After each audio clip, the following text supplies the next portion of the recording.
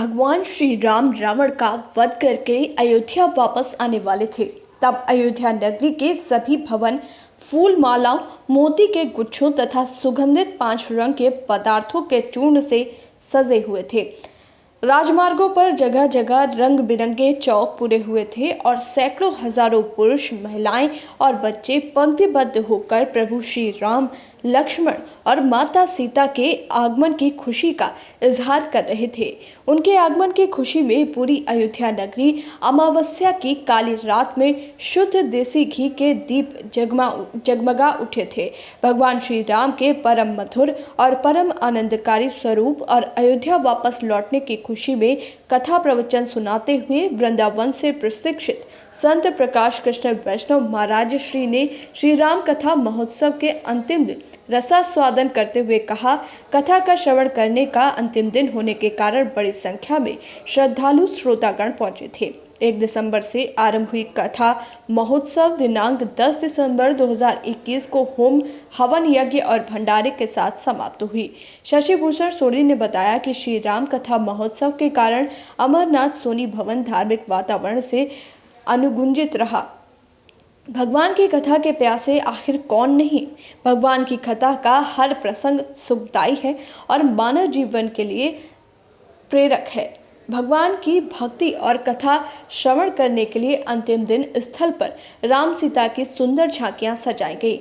मनमोहक मुस्कान बिखेरने वाली राजेश गीता सोनी की पुत्री पूजा भगवान राम के रूप में बहुत ही सुंदर दिख रही थी। वहीं धीरज पिंकी की गौरवर्ण की सुपुत्री इशिता सीता के रूप में आकर्षण का केंद्र थी। इस बीच राम सीता का दर्शन पूजन करने के लिए लोग उमड़ पड़े थे। अनन्य भाव से कथा सुनकर प्रदक्षिणा भेंट कर आशीर्वाद ले रहे थे। आचार्य श्री वैष्णव महाराज ने कुंभकर्ण, मेघनाथ, रावण वध और भगवान राम के राज्याभिषेक का वर्णन किया। उन्होंने भगवान श्री राम के अयोध्या आगमन की विस्तार पूर्वक कथा और उपस्थित लोगों ने भगवान राम और सीता का राज तिलक किया। कंचन की नगरी चांपा में श्री राम कथा महोत्सव के अंतिम दिन जांजगीर चांपा जिले के 2 बार सांसद रह चुकी कमला देवी पाटिले व्यस्त कार्यक्रम में समय निकालकर अपने पति के साथ कथा श्रवण करने पहुंची। 1 घंटे तक उपस्थित होकर वैष्णव महाराज जी के मुखारविंद से राम कथा का श्रवण किया।